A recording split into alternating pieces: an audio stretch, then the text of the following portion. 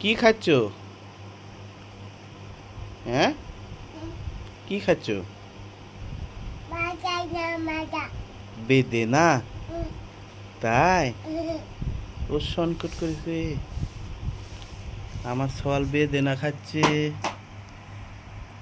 দর্শক বিন্দু দেখুন, আমার সওয়াল খাওয়া শিখে গেছে এবং কি খাচ্ছে সেটাও বলা শিখে গেছে।